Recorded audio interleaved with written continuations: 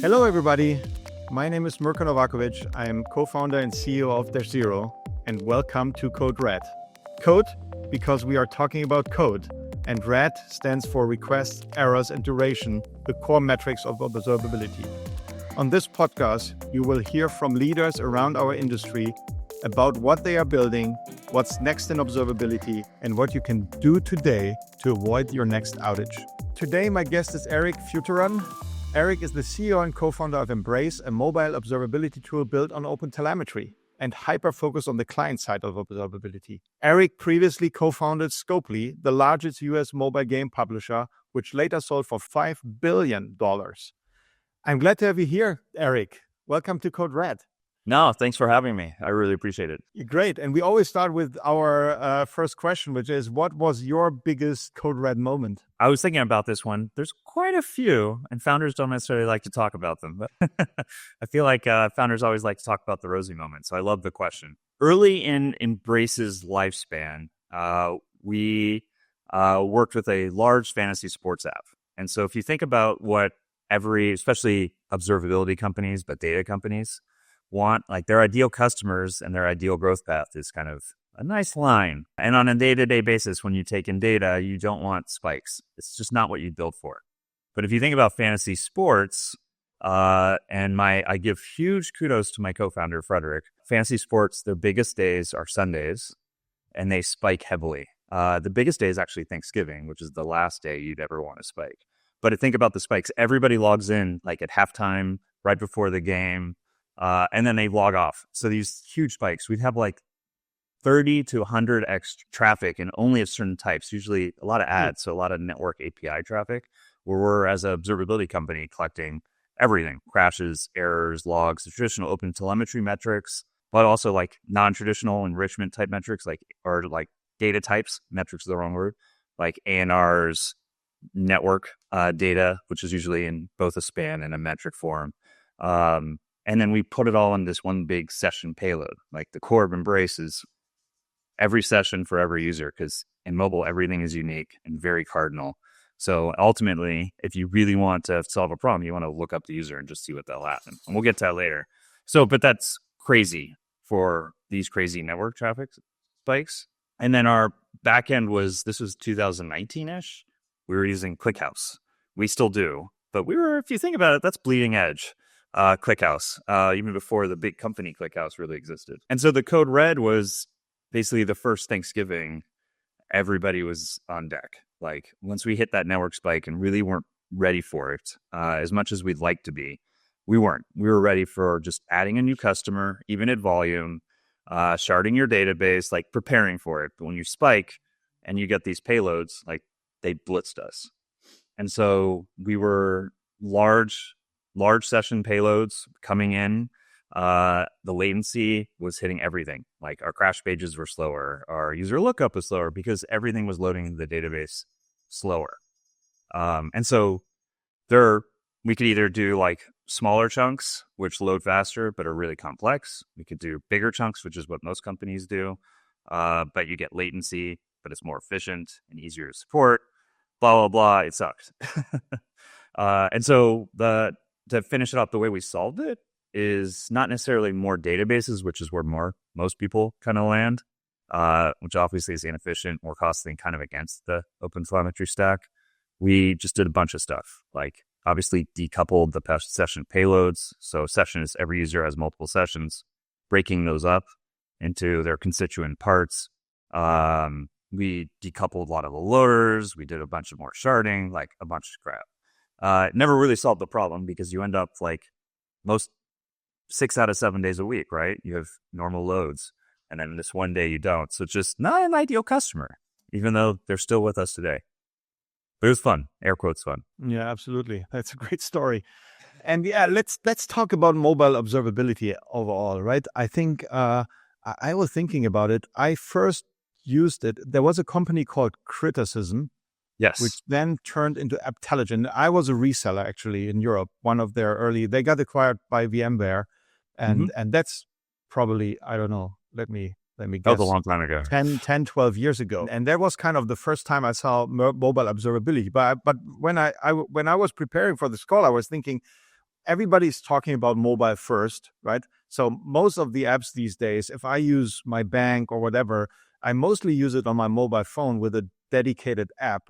But for most observability players, including Dash Zero, but also most of the others, it's barely a core use case to do mobile observability, though it is so important. So do you know why that is? I don't really know, but it is really like that, right? For probably every vendor has something there, but it's more or less a side project. So Embrace is really focused on that topic, right? To help developers of mobile apps figure out their problems. There are a couple questions in there. If you think about that intelligent criticism Crashlytics time period, that was super early.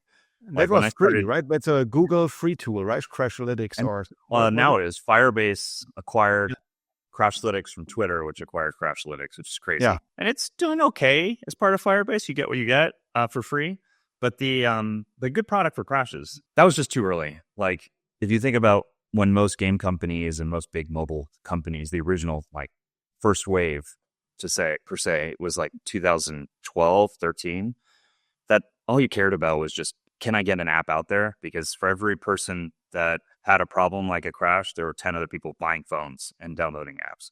So you didn't care about optimization. And I don't even think of them as observability companies. I mean, the word wasn't even really coined until like 2015, 16, I feel like.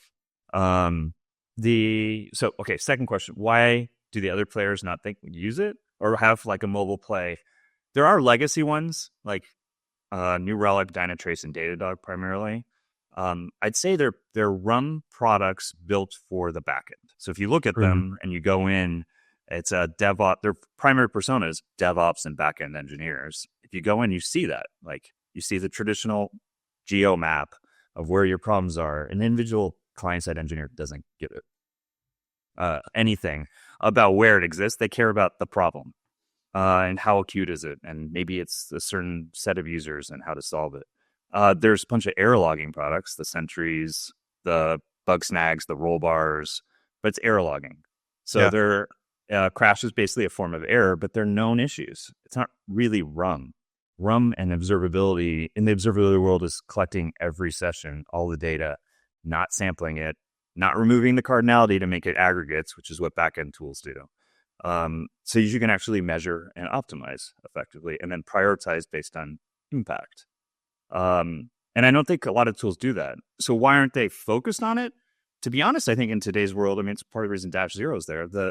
There are kind of two opportunities in the stack. Like, the back end is totally getting disrupted. And OpenTelemetry is definitely helping that, right? It's standardizing the tool sets in some ways so that you can have new players like yourselves and Grafana and Chronosphere that can go disrupt the older legacy players that say they're doing OpenTelemetry, but they're really not. They just do it as a marketing FUD just because they have to. Otherwise, their brand diminishes. I'm happy to say that because it's the truth. And they're closed ecosystems, which we'll probably talk about.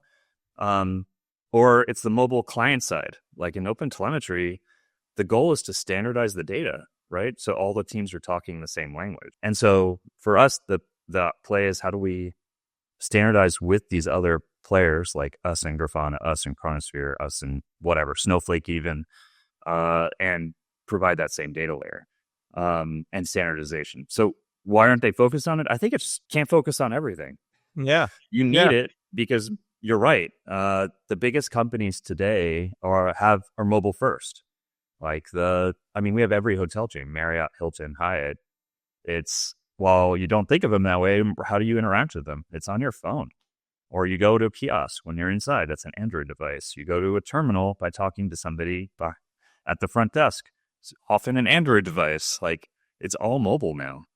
So you need a mobile story. And obviously that's our bet. Let's talk how it works, right? And I'm not a professional here, but as far as I know, you have kind of an SDK, right? There's not really something like an agent because you can't really deploy an agent on every phone. So it's basically the developer of the app uses your kind of SDK during build or compile time, and it's integrated into the app. So if you put the app into the App Store, basically the Embrace SDK is inside, and then the data is collected basically as part of the app that's deployed, and then the data is sent to your backend, correct? Yeah, I love that you said agent. For the sophisticated folks in the audience, if you see somebody use an agent methodology mobile run, the idea of collecting the data is correct, but the process of putting an agent, just because Android's Java doesn't mean you put a Java-based agent there. You'll blow up the user's experience and not collect the right data, right? Backend Java is very different than client-side or Java and Kotlin, really, at this point. But yes, so we're one of the primary approvers and maintainers, both on the Swift and the Android, but we've forked both of them because it's not good enough in mobile and client side in general just to do logs, metrics, traces. There's tons of other data and other areas you have to enrich that data, which makes it nuanced. So you use our SDK. It's Kotlin Android, which is Kotlin or Java, iOS, which is generally Swift. There's a React Native, there's a Unity, there's a Flutter, there's a primary native, I'd call, languages for mobile, and you use an SDK. And then you use this in compile time. I'd say 90% of the data is automatically collected because it's really hard to instrument. Another reason to go to a mobile-first company, instrumentation sucks in mobile. Really sucks. Sucks on web, too. Just not a lot of standardization of components and ways of collecting the data. Even like thinking about startup, every app has a different kind of where they think that startup ends. Yeah, and then it compiles, and then you deploy us into production, which is where we're best. And then you get different types of data, right, on the app. So we started the conversation with Crashlytics and criticism, which were at the beginning all focused on crash reports, right? I mean, we all know it, right? You download an app, you open it, it crashes or it has something, and you wanted to know why and on which iOS device or Android device in which cell phone and whatever, right?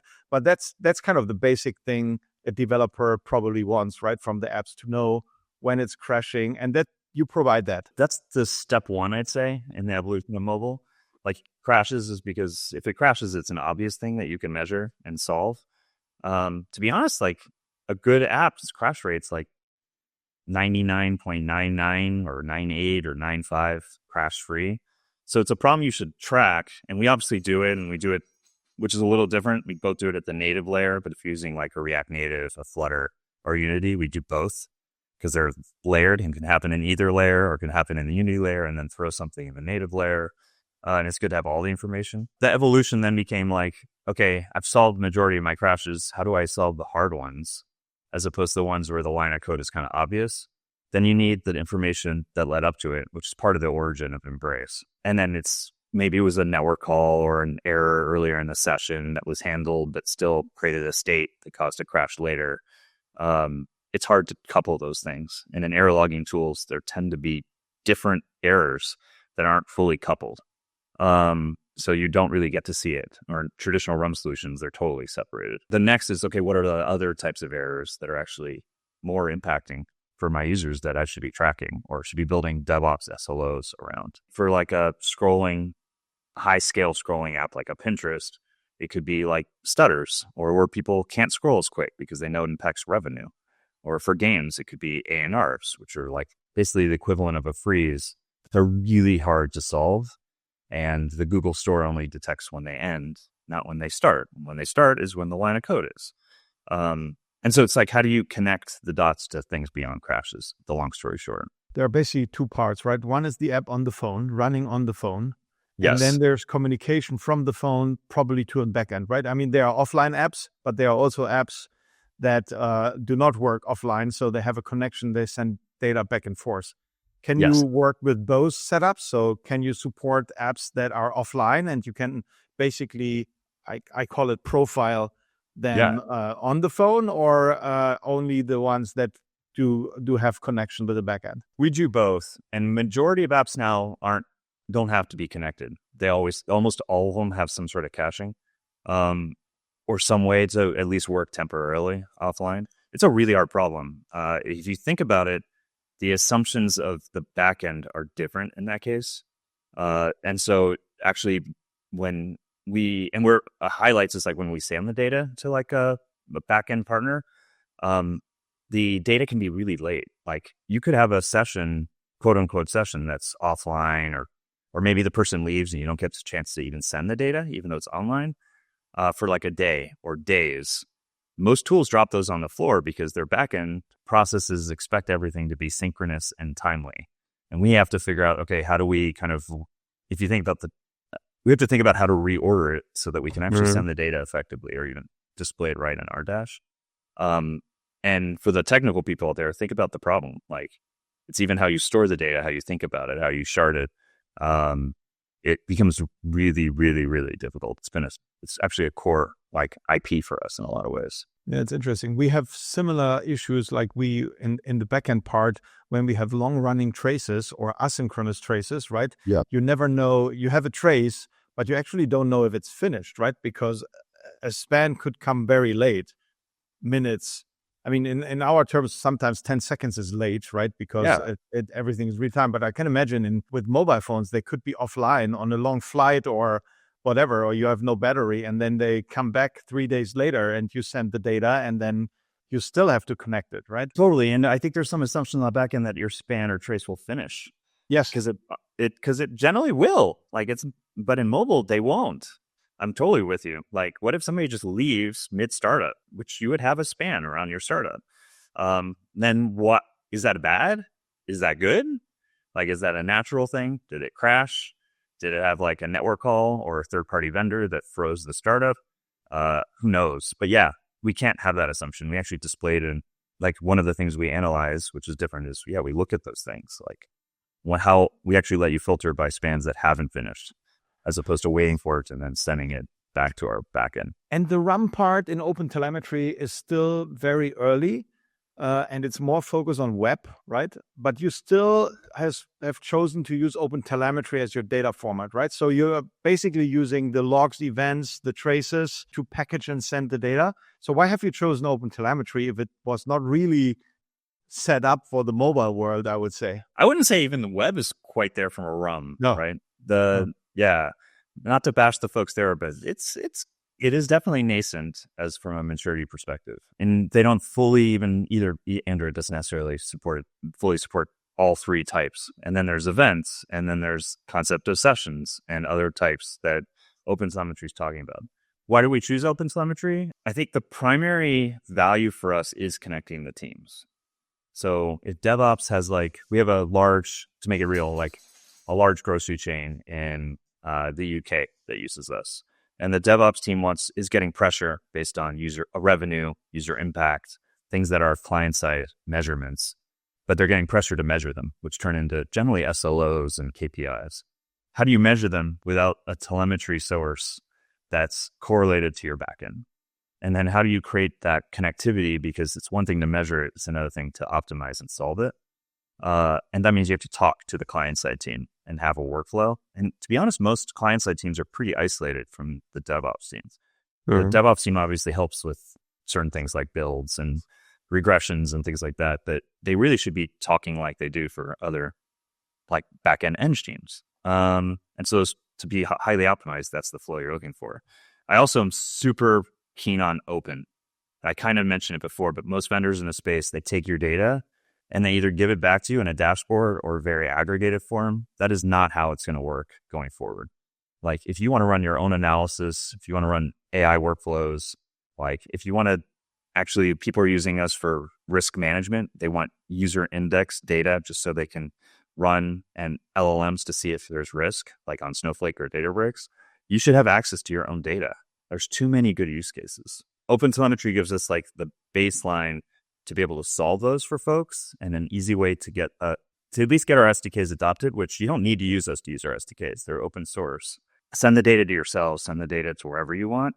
What we provide is the extra value, the enrichment, the extra analysis for measure and optimize, the ability to send like API type data like metrics, logs, traces to your backend in a format that helps you do SLOs.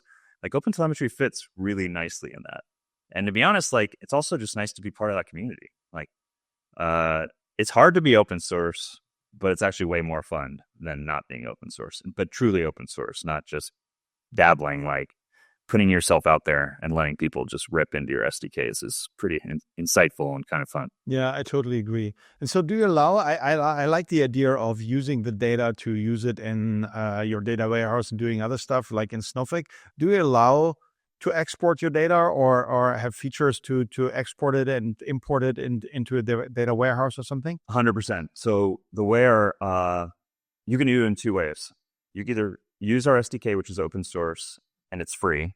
It's just a fork of the OpenTelemetry. And to be honest, we're trying to get the SIG to adopt it, but it's just a slower process. You can use it and just send the data straight from our SDK to wherever destination you want. It's more raw. It definitely has some complexity because there'll be sessions and things like that, which you're probably not built to handle, but it's raw. So fine, use it, send it to Databricks or Snowflake or to Grafana or your Elk Stack or whatever. Or if you use us, we'll take the data, enrich it, because we'll collect a ton of more types of stuff and we know what to do with it. And then we have a series of APIs that lets you just take whatever you want in whatever format. If you want all the raw data, totally fine. You're probably not sending it to Datadog because your bill will explode. But we also give you APIs that are aggregated, like a metrics API that's aggregated, and you can decide what you want to send for those teams that want to use like a Datadog RUM, but it's too expensive or it's too cardinal. You use us, and then you actually get the tools you need in Datadog on the back end anyway. Just your client-side teams are happier because they have a tool that's built for them. The data in OpenTelemetry is tagged, right? And they use the semantic convention for things. But as far as I know, most of that is for the backend, right? And backend technology. Did you have to basically build your own semantic convention for mobile, or can you reuse something? Or how do you tag all the data from a mobile phone? I can see a lot of things that are necessary to do, right? Tagging is a very open concept, so you can kind of tag however you want, for lack of a better way to put it. And we're starting to reach my limit because I'm not in the code anymore. Yeah. I'm not allowed to be. They'll yell at me. Yeah. But from an index standpoint, we generally do it on user or on session for the way we think about the data, because that's how you ultimately want to use us. Like if you have an optimization, you may want to look up the user. I call it the CEO use case. Like everybody's CEO uses the app and they always come with the random stuff and you just want to look them up and see what happened. And any session, not just the ones with errors, which is what everybody else does, like even the good sessions. So you can compare, or maybe a good session was actually bad. So you index by user or by session so that you can combine the data and actually produce it in a more visual, we call it the timeline. A lot of companies do it that way now, where they allow you to kind of visualize everything in a temporal sense, as opposed to a more kind of, I call it horizontals versus verticals. Most tools look at the vertical events, like a network call has a time span, but most companies assume it'll just finish. So they think of it as like an event. But from an overall tagging, I'd have to get back to you. No worries. I'm also, by the way, I'm also not allowed to touch our code. The dangerous thing, if you are the CEO and I used to be a coder, but I actually haven't coded since 2009. So I dabbled when I was at Scopely once in a while, like Unity, and built some games by myself. But yeah, not really since 2012. And now with ChatGPT, we can go back, right? I haven't done it in a while. Push a PR one like once in a while just to freak people out, and it'll be like a website change or something. But I haven't done it in a while. Maybe it's time. Yeah, absolutely. Yeah, but so I was thinking about RUM, right, and the way I see RUM, I stumbled upon a blog post. It was called Observability 3.0 by Hazel Weekly, and she has written a really nice post about Observability 1.0, 2.0, and now 3.0. And 3.0 was basically, it's not the only thing, but it was basically saying, okay, let's connect the business with the development teams in Observability 3.0, right? And I always wanted to do that at Instana, and when you do that and when you think about it, and the way I always thought about it is that you can't really do it without RUM, because mostly, not for every business, but for most business, think about the store that you mentioned, or a game or whatever. Your business is around the user, right? And the user is on your client side and does most of the things. Like a session is how many articles have you watched in the shop or whatever, right? So this is really your business, right? And so I think you can't really create observability 3.0 without the RAM part, right? So how do you see this business? I mean, on observability, you can say that none of the business users will ever log into Grafana or Datadog probably and look at those dashboards. They are very technical, and that's fine, right? They solve the problems of an SRE, platform engineer, and a developer. But I really like the idea of having business metrics in your observability tool, because otherwise you just copy similar data to a warehouse and then you create business dashboards. So I could imagine that for you, this is really a really nice use case, right? Having more business users on your tool. Do you support that already, or do you have plans to do so? We do have business users in our product as opposed to a backend product that maybe you'll see it in a backend if you use traditional Grafana, not necessarily Grafana Cloud, like a widget, and you build a KPI and send it off and have like a business dashboard, but it's kind of different that's definitely different than observability. But we do see product managers, UX using us. It's not necessarily a core use case. Our love is engineers and DevOps. Yeah. And so we don't necessarily want to veer, but we've thought about it. I mean, getting into really academic, if you think about the core of metrics, like there's definitely a Venn overlap with product analytics. The amplitudes of the world, I mean, they're using metrics. It's just the use cases for how you analyze the metrics are slightly different and not as timely. They're not necessarily looking at real-time data when a DevOps or engineers really wants it very, very timely. Like days and weeks matter. But I'm with you. I mean, that's our core use case. It's how do we convert user impact into prioritization? So it's not just like on the back end, it used to be SLAs. I think that's table stakes. That's probably not even observability 1.0. Like uptime is just assumed. I'd say same thing for crashes, 99.9%. It's just assumed that you'll be there. It's what's next. And honestly, I think the teams are sitting there getting pressure to value themselves. Like if you're a large DevOps team, and cost is being crunched in a downturn, you better show your value. And if it doesn't tie to business impact, which you're right, ultimately is a user, you're not really making a use case for yourself. It's kind of interesting, right? If you look at you named Amplitude or there's Mixpanel, we are using Posthoc. If you look at those tools, what they do is essentially they are sending events, right? You say, hey, somebody clicked here, and then you apply tags on the event. So the data is very similar what we do, right?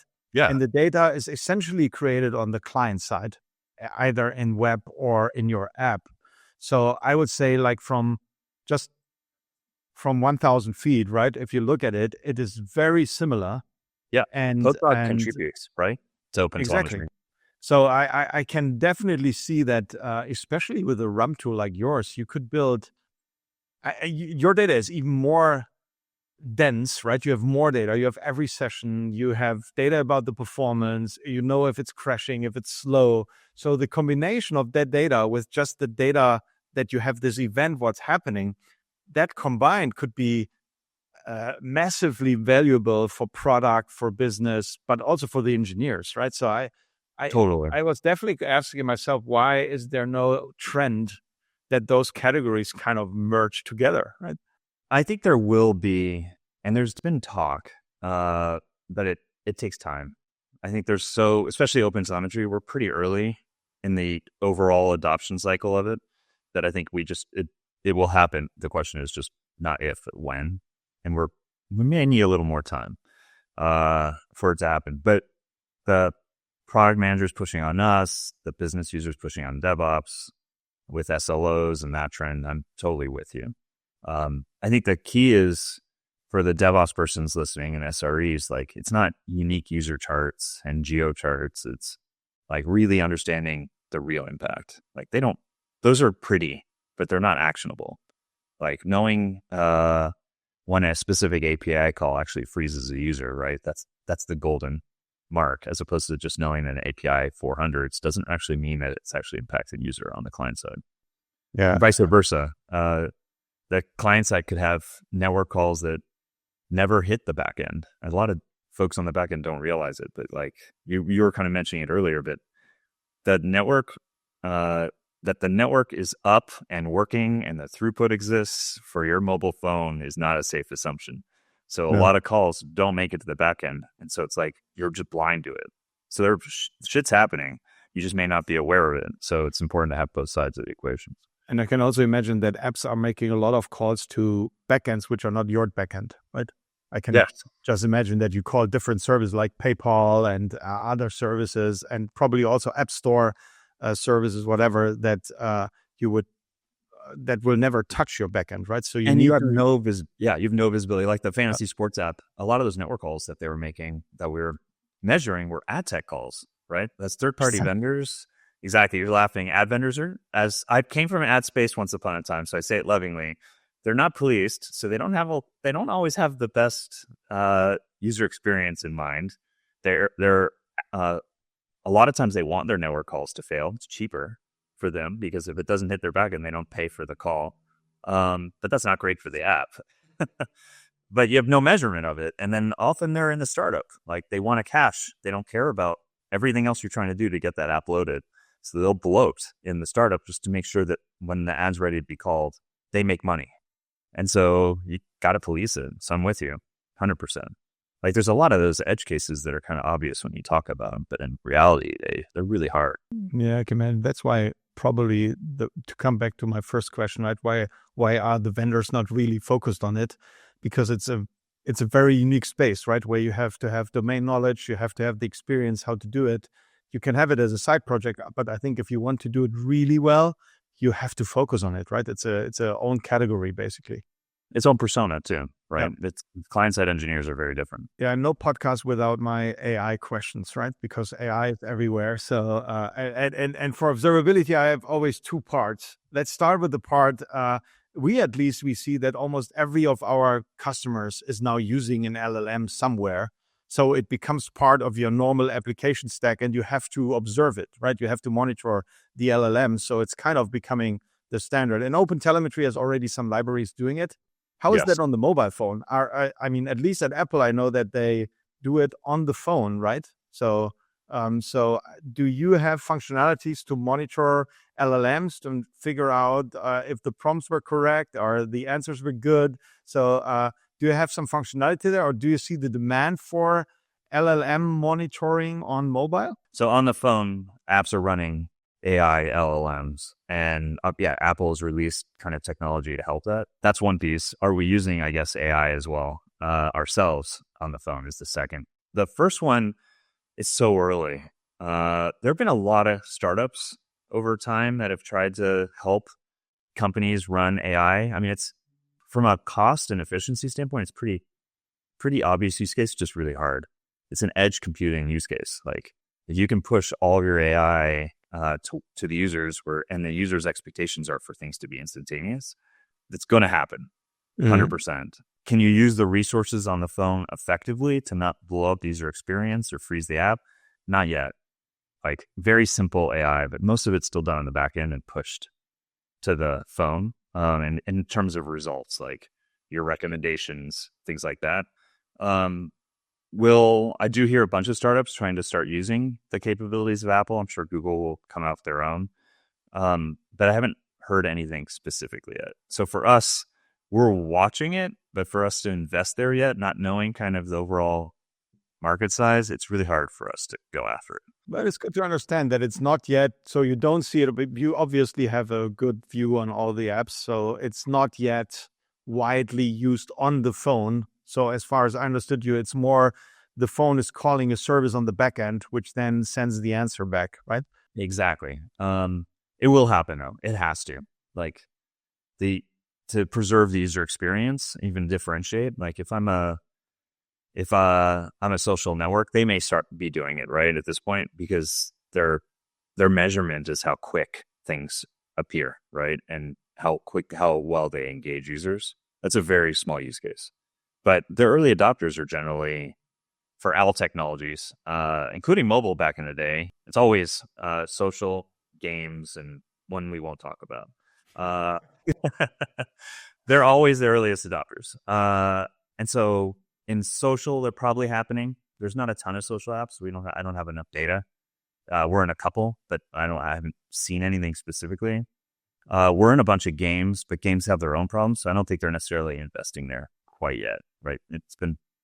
That's a whole nother conversation for another day, but monetization in games the last couple of years has been definitely tough for game companies, and I feel for them. And then in terms of AI changing observability, and in your case, RUM for yourself, are you using it in the back end? What use cases do you see? Do you see it disrupting the space, or is it improving things?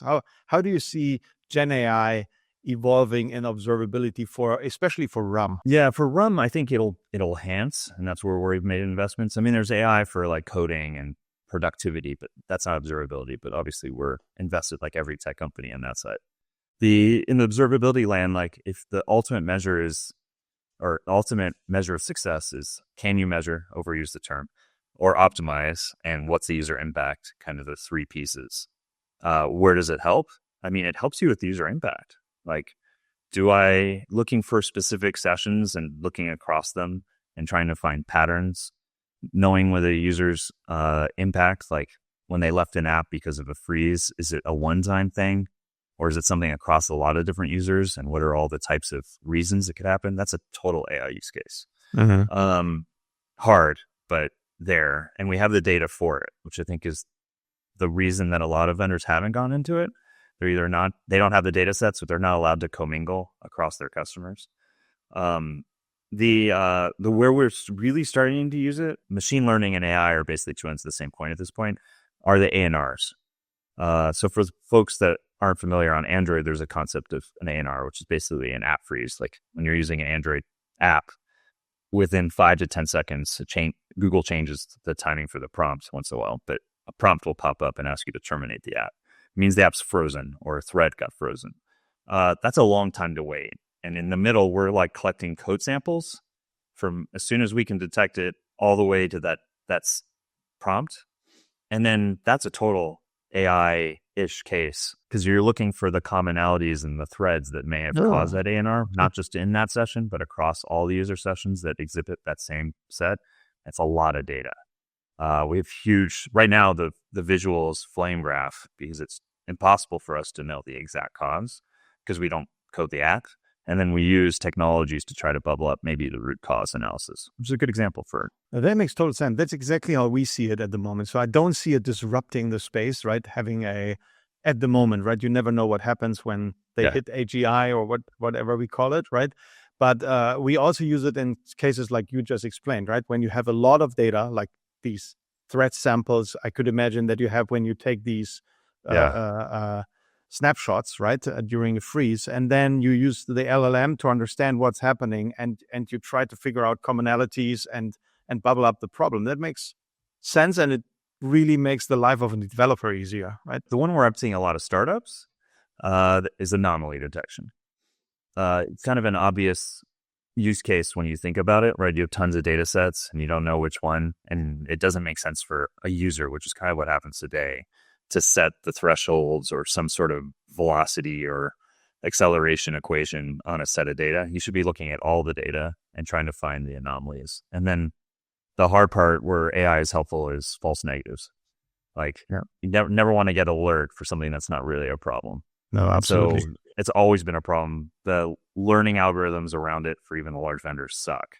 And so I think that's an obvious use case. I've seen a lot of startups. Are they end up to be controversial? Are they independent companies? Probably not. But it's definitely a problem to be solved. And they'll just get gobbled up by companies like ours. It was fun talking to you.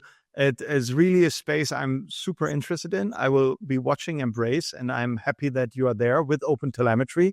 And I see that this is a growing space, right? I mean, every application will probably be a mobile application, right? So that's my goal. Thanks for having me. I mean, I love your background, especially with the Dash Zero and Instana. Like, your questions were really awesome. So I appreciate it. Thanks, Eric. And talk to you soon. Thanks for listening. I'm always sharing new insights and insider knowledge about observability on LinkedIn. You can follow me there for more. The podcast is produced by Dash Zero. We make observability easy for every developer.